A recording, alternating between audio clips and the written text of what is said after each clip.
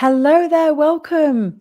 It's Michelle Lloyd here, founder of United Art Space. Happy Monday. I am back for a Motivational Monday where I share some words of wisdom to help you with your week ahead. So let me know in the comments where you're tuning in from. If you're watching the replay, let me know. I will come back to comments at the end. Someone asked me a question a couple of weeks ago as we are starting now to come towards the end of the year. I don't know about you, but I'm starting to think about next year. You might not have thought about next year yet, but I'm starting to think about what I want. I'm starting to review my year. And we have some amazing workshops planned called Best Year Yet, which we run every year. In fact, I'll share the link with you so that you can sign up to that because it's an amazing event. And part of deciding what we want is starting to dream and starting to create goals. And somebody sent me a question, which was a great question last week, saying, do I need to believe in my dreams and my goals? Because I don't. And I thought this was a great question because there is a great quote, and I'm just going to bring up the quote from Napoleon Hill. And the quote is, whatever the mind can conceive and believe, it can achieve. And we do talk a lot about the power of believing in what we can do and how that can massively impact our success. And if we don't believe in ourselves and we don't believe we can make things happen, then it's likely that it won't happen because the mind is so powerful. But this question was great, and it got me thinking back to the past and when I started this whole journey of designing my own life, which sounds really, it just, designing your life, it just sounds crazy. It still does to me, but I have designed my own life. But I remember years ago, before I came across this concept of designing your own life, I remember being in a place where everything felt like a struggle. I had spent years before that unhappy and quite depressed as a person with no clear direction, no belief in myself, and quite challenged by my mental health and by personal things going on in my life and the ADHD and dyslexia and the things that would throw up, and the fact that I couldn't even organize my own life and I couldn't even remember to brush my teeth, and all these things just made me feel like I would amount to nothing. And I always felt financially everything was a struggle all the time as well. My finances were always out of control, and I just felt that I could never really earn enough money ever to pay for what I needed. It just felt like there was just never enough. But not just that, it just always felt as well like I wasn't capable of earning enough. And so I kind of started to create all these stories in my head that I'd never earn over a certain amount of money, that it was just totally impossible for me because of the way I'm programmed, because of the way I'm wired. So this was 6, 7, 8 years ago where I really did not believe that anything was possible for myself. But I remember those years ago coming across people that shared information about living your own life on your own terms. And Beth Kempton was a big person that inspired me all those years ago. She has a business called Do What You Love for Life, which at that time when I found her company just felt like the most bizarre thing ever. Like, how can you do something for life? It just didn't seem, it just sounded like a complete fantasy. And it was just, in my life at that point, quite unrealistic. So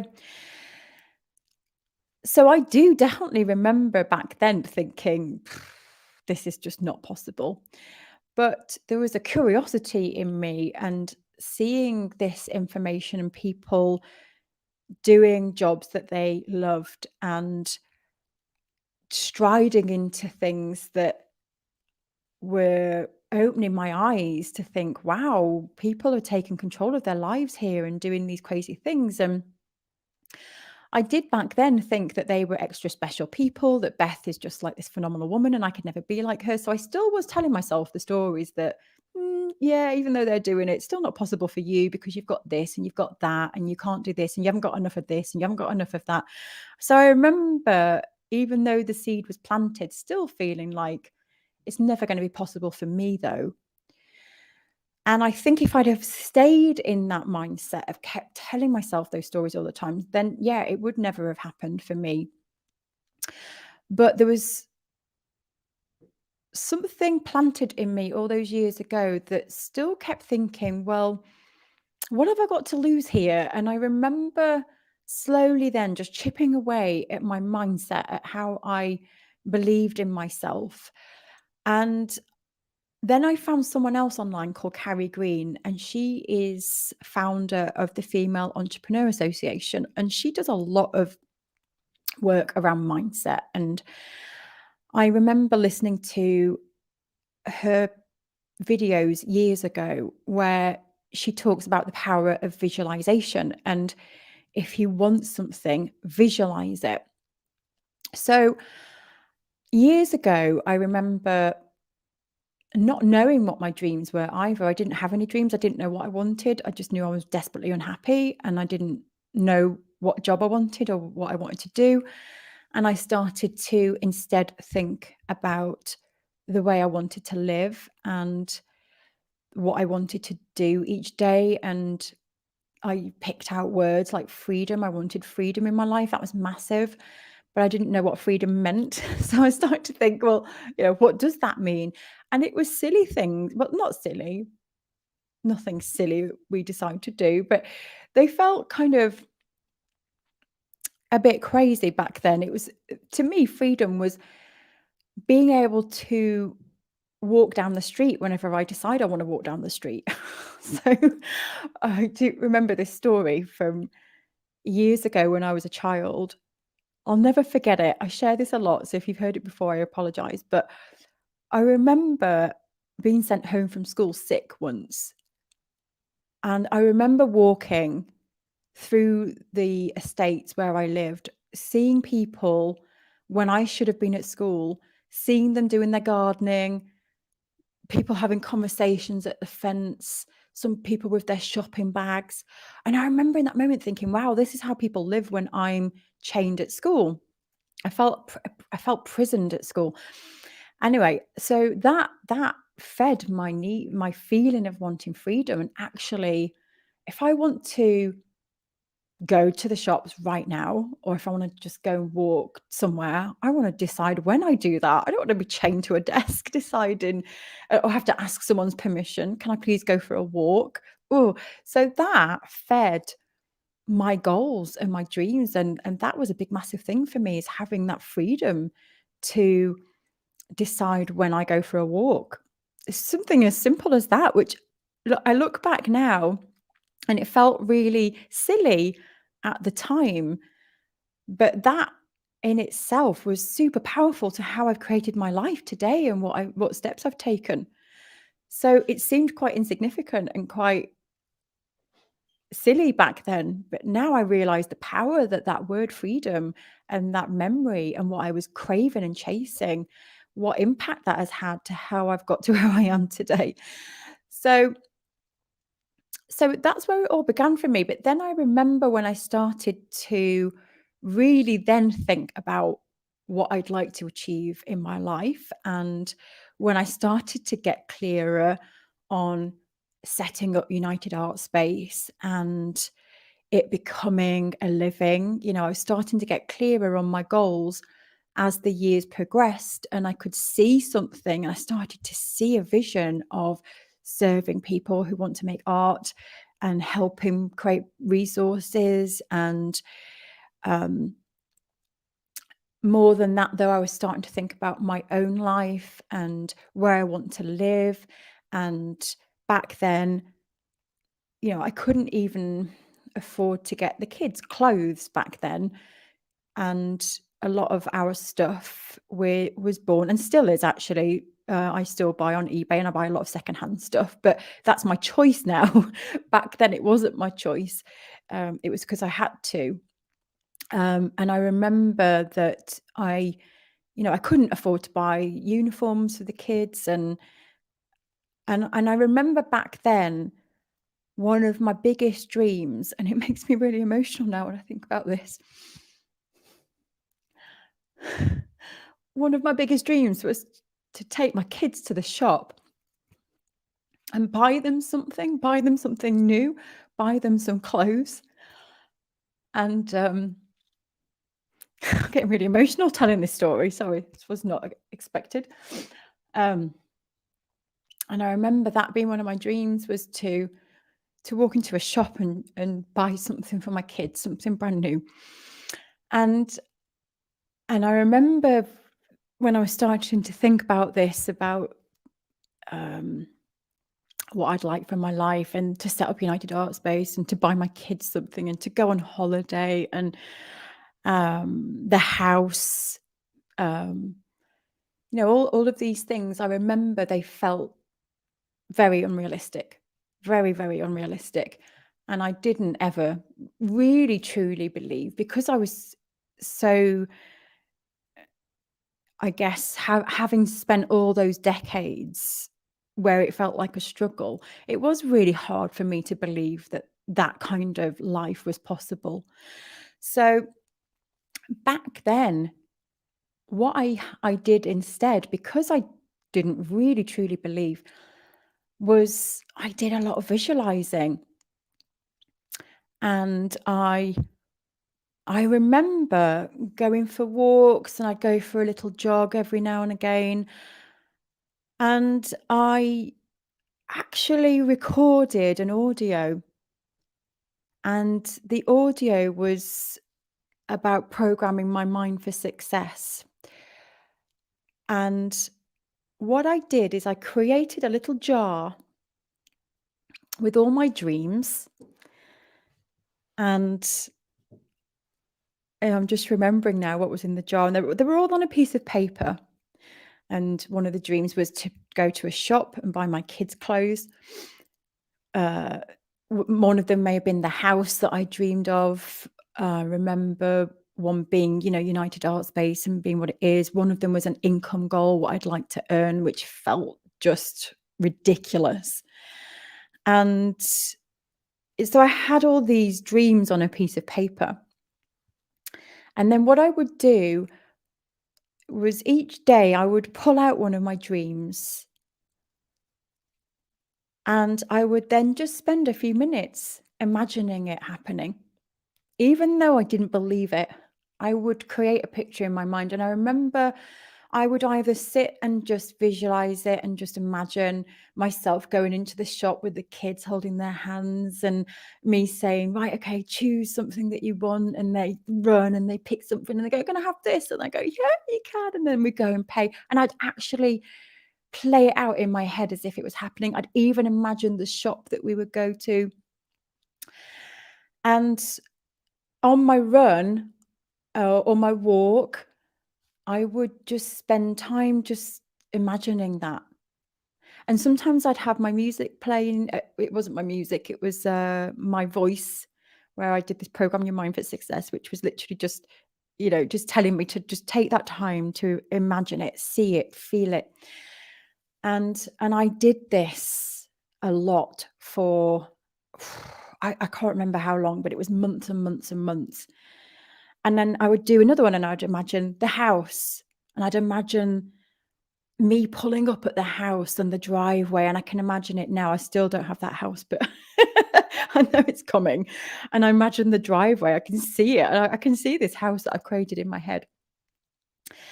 And then I'd think about the money goals, and I'd think about what would happen with that money, and I'd imagine the bank, and I'd go into the bank balance. And so I would, for each of these dreams, I spent the time imagining it, even though I didn't believe it. And what happened was the more I did that, the more that I visualized it, I would I also created a vision board and put things on a vision board. I put pictures of the shop that I would take my kids to. I put a picture of the house, and I would think about it, and I would even talk about it with certain people as well, that this is what I'm doing. This is where I'm going, even though I still didn't believe it. An example of this is the book. I've talked about the book a lot because a year ago when I declared to the world that I wanted to write a book, I didn't believe that I was going to write a book. I didn't believe that I have it in me to write a book. I didn't believe that I could actually do it. So I said it out loud and I shared it and I said, I'm writing a book. And those words, and I was like, oh. And and I'm only now actually starting to really now believe I can write the book. It's taken me a year to get my head around the fact that I can do that and work out what I need to be and what I need to do, who I need to be to make that happen and learn all the steps. And now I'm a year on now, I'm like, yes, I actually say this out loud and I believe it and I know it's going to happen. It's starting to really move now for me. So going back to all those dreams that I had all those years ago, I didn't believe in them, but I kept striving towards them, and I kept reminding myself that this is possible. Anything is possible. This is what people tell us all the time. Anything is possible when you program your mind for success. I've got nothing else to lose. I've got, I'm just going to keep doing this because it's what I want. And if it's what you want, then you'll keep doing it. And I kept doing it for years and years and years and years. And now I'm so excited to say that most of those things that I dreamt of, and I'll never forget that day when I took the kids in the shop and I bought them the clothes and I kind of did it. And it was like everything that I even imagined. We went to the shop that I imagined and I took them in there and I said, I can buy you some clothes. And it was for the summer. And we got a load of shopping and it felt amazing. Um, to be able to do that. And yeah, it took me years to be able to do it. I visioned that years ago, and it wasn't that long ago that I was able to do that. But when you get really in tune with what it is that you want, then it doesn't matter how long it takes. For me, that's my view anyway. Because when you get there, it's worth everything. So that question was a really great question. If you missed the beginning, it was a question that came in asking me whether you need to believe in your goals, whether you need to believe in your dreams. And my answer is do everything you can to believe in them. Even if you know in your core you don't believe it's possible, trick your brain in any way that you can to believe, to vision.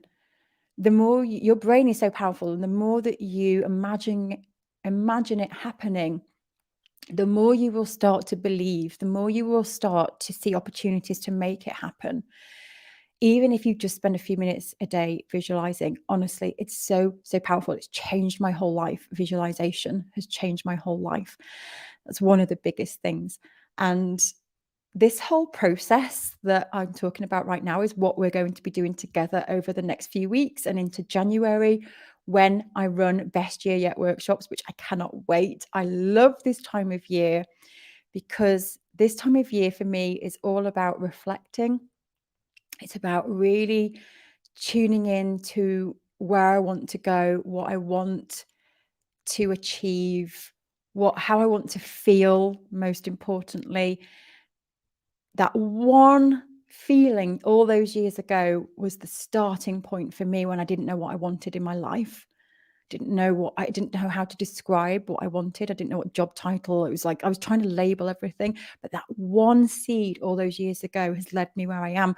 So never underestimate the power of choosing that one thing that feels right, that maybe doesn't give you any sense, rhyme or reason, but you never know where it's taking you. So I hope that's been helpful, and I do know the power of the mind is incredible. So whatever you can do to start tricking your head, do it. That's my biggest tip. And if you don't know what you want, then the Best Year Yet workshops is for you. So just to run through what we're going to be doing, on the 20th of December, we're going to have a planning session, and you can sign up via the link above. I will share that with you. We will send you some prep work on the 20th where you can start to really reflect back on the year just gone. And that's the best place to start when planning. It's reflecting back. And then what we're going to do is we're going to spend the next few weeks really thinking about the direction we want to take our lives in. And we are going to start to put into place the steps to designing our own life. And it's totally and utterly possible. I want you to hang on to that. So that's it from me today. Thank you so much for joining. Before I go, I'm going to head into the comments now and check in with you all. Let me know. I got that was a bit of an emotional one today. I'm actually shaking. It's funny when I do these sessions because I never know what's going to come out of my mouth. I have an idea of what I'm going to talk about, and then I just never know what's going to come out. So sometimes it can be a bit of a shock. So let me see. How are you all? Are you all excited for Best Year yet? For some people, it can be a bit like, oh, I've got to start planning. But I want to make this really fun for everyone. I really love this process, and I love doing it with you all because it helps me go through the process as well. Because I find that planning for next year and doing all the things, if you do it alone, it can be kind of a ball ache and a bit of a, oh, I've got to plan for next year. But if we do it together, it makes it really fun and it makes it really exciting. And I think you see other people and it sparks ideas in each other. So I feel really fortunate to be doing this with you all. Now, a Monday wouldn't be a Monday without an update from Colin. So hello, Colin. It's drizzly. Grey Wellingborough skies dampen my spirits. It's very, very drizzly and dry here as well, Colin, I have to say. We have the same weather going on.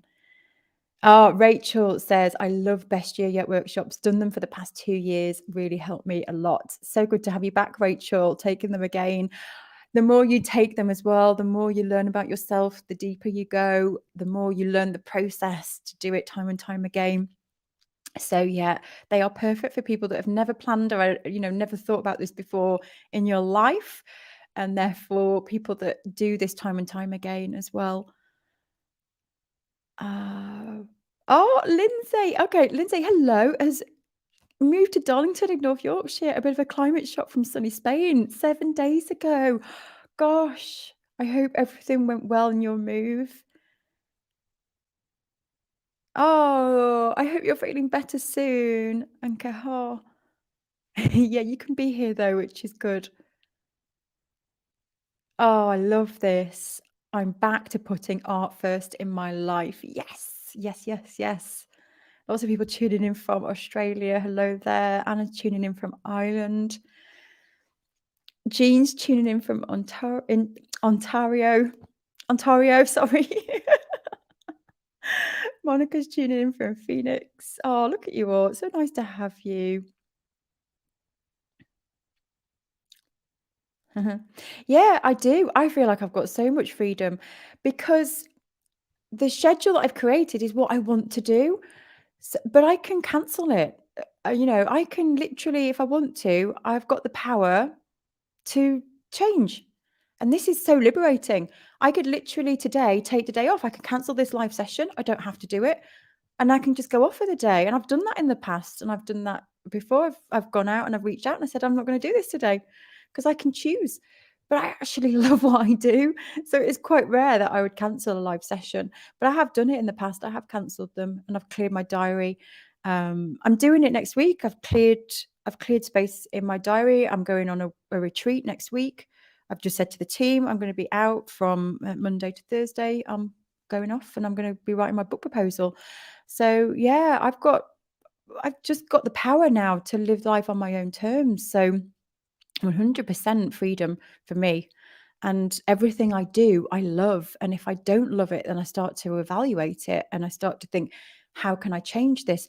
There are some things behind the scenes that I'm starting to feel I don't really enjoy this bit anymore. And I'm just rather than stopping it, I'm finding other people that can do it. So it's really, really empowering. And actually, this is something really useful to know as well, is I can't think of the example off the top of my head, but there was something last week that I thought, I don't enjoy this anymore. And if I can think of the example, this is another podcast episode. I can't remember the example, but it was something I was thinking, I don't like this anymore. And sometimes our first reaction is, right, well, let's just stop it, or let's just cancel it, or end it. But actually, I started to think, well, maybe I don't need to do that. Maybe I'll just find someone else and work with someone else. And that's what I'm doing now. And then I'm starting to think very differently about things. It's really great. I can't remember exactly what that was now. Um, but yeah, and so the timings for workshops and things, again, that's more me creating habits. I love habits. I love things happening every week. I have more structure in my life. I don't have to think. Um, so it actually gives me more time when I have structure in place, and I know that I'm live every Monday and I'm live every Thursday, and that's just brilliant for me. It gives me more freedom because I don't have to think so much. Oh, Jay, it's nice to have you here. That was me too. I used to watch cars go past my school. Do you just remember thinking, like, what is this life that other people are living that I've just never seen before?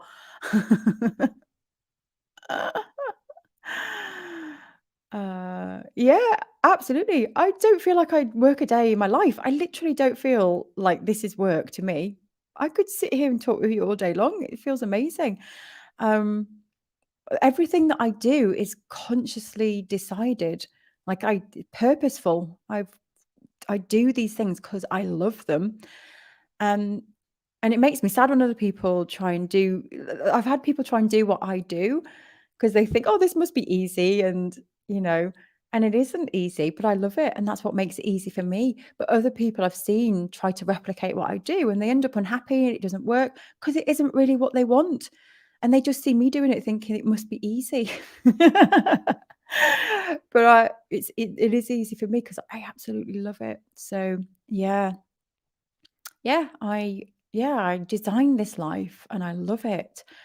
And sometimes, yeah, I will admit though, there's some things that I have to do and I don't want to do them. And especially in the beginning of setting United Art Space up, there were definitely things I had to do everything. I did everything myself. And yeah, there were some things that I thought, gosh, I have not set up United Art Space up to do this bit. But at that point, there was no choice. There was only me. Now I'm really fortunate because we have a team now. And now if I get to a point where I think I don't want to do this anymore, now I'm in this mindset of that I can pass this on. I don't have to do everything anymore. And it's taken me a year to get my head around that, and loads of fear around that, of what if I pass it on and then I've got to take it back again. But again, with everything, there's a solution. It's so, yeah, there's a solution. And there's still stuff now that um like my books. don't I don't enjoy that bit. Um and that has to be done. But the price of doing that, it takes me one day, like one solid day a month. The price of that to have all the flexibility and everything else that I do just outweighs. So, um, yeah, and even that now I'm thinking, how can I pass this off even more? I'm literally looking at everything that I do now thinking, how can I lighten the load? How can I do this differently? How can I work smarter? So, oh, Rachel, sorry, I didn't mean all of that to come out, but I'm just seeing back now at the comments.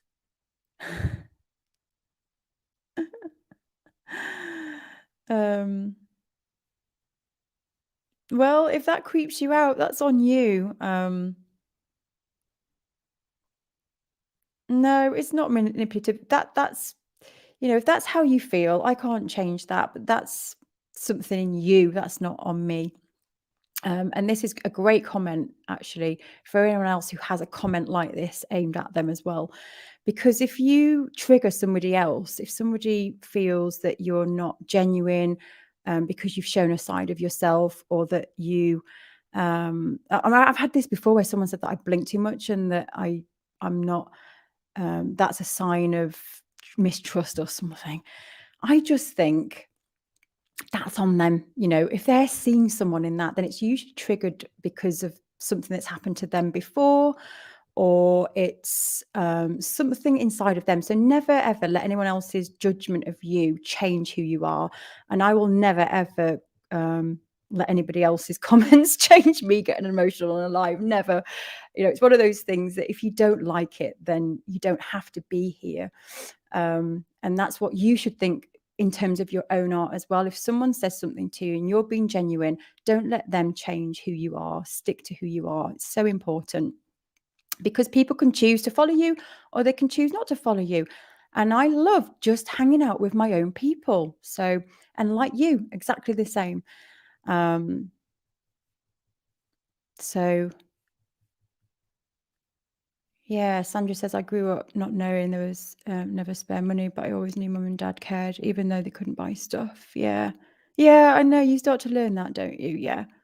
Yeah. It will Simone. I feel like people go, here she goes again. We're gonna have a big party when that comes out. But on a side note about the book, I will share a separate session about that, because people often come out with a goal as well and think that you've got to achieve it as soon as you've set it. And the book for me, it was a year ago when I said that I would write a book. And I'll do a whole separate session on this, but saying it out loud and then realizing what I would have to do um, was a massive learning curve for me. And sometimes, and at times, I thought, what are people going to think of me now I've said this out loud, and I don't feel like I'm delivering on it, and can I do it, and can I quit it? So I'm going to do a whole other session, because I think that will come up for you at some point when you say you're going to do something. It won't happen overnight all the time. So um thank you. Oh, Nicola, I hope you're feeling better.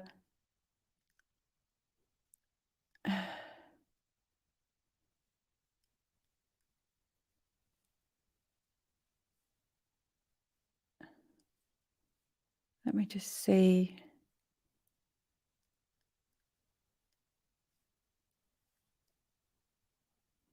And I've just seen somebody else comment just saying that not everything is possible, but um, I think you've just got to believe that you can have such an impact on your life. But when we go through Best Year Yet workshops, what we do is a lot of work on that all of that stuff doesn't matter. The happiness comes from within. And I know that sounds like a cliche and a bit um a bit, I don't know what the word is, a bit cheesy, but it does. Like, what we strive for in the Best Year Yet workshops is to improve ourselves and to push ourselves out of our comfort zones. But our happiness does not depend on all of that stuff. And that's what we'll be sharing through the workshops. Yeah. Oh, it's Helen's birthday on the 20th. Amazing.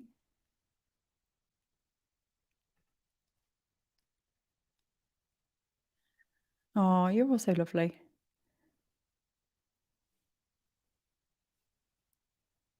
I'm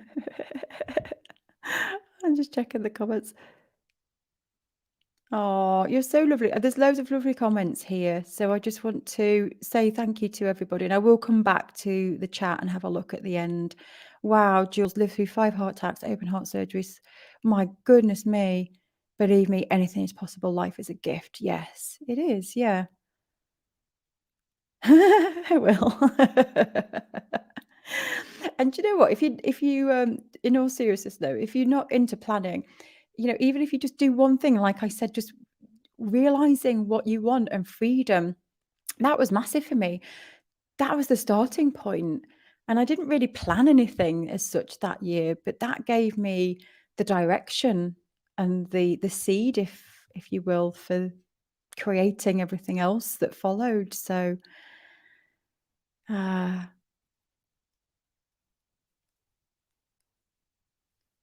Oh, amazing. Eleanor did best year yet last year, and it has been my best year yet with my art. Incredible.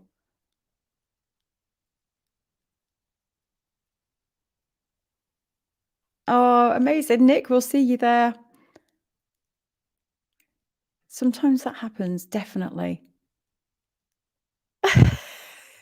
Yeah, definitely not telling you. But it is literally, it's a little Airbnb that I've booked. Tiny little Airbnb with a fire and a table, that's it. And then I'm just gonna zone out from the world and write my book proposal. And I do that a lot, and I used to do that in the days when I couldn't afford to go and get an Airbnb somewhere. I used to just phone friends and say, "Can I come and sleep on your sofa for a few days? I need to just get away from life." I find that I sometimes just need to get away from my environment, from all the chores, and step into a different environment, and I work so much better. So, um anyway, right. Thank you so much for joining me. If you'd like to join in Best Year Yet, the link is around and it's been emailed as well. So you're very welcome to join us. The prep work will be sent by the 20th. I might try and get it out before the 20th so you can start working on it. Um, but it's lovely to have you all here. I hope you have the most wonderful week, everybody. And I will see you next week. I'll be back for some more chat. Take care, everyone. Bye bye.